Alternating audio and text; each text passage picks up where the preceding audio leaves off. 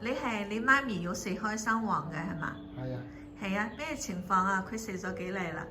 佢係生 cancer，就食咗年幾到啦。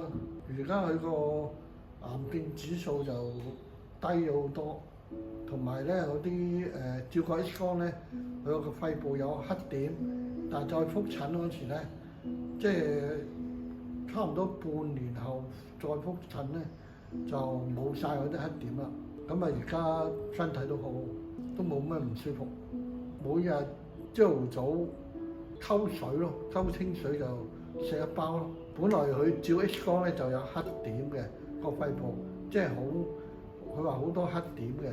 但係而家咧就即係再覆診嗰時咧，就冇，即係發現唔到啲黑點啦。即係試過化療，佢後尾都唔化療咯，即係照食你哋嗰啲嘢都冇事啊。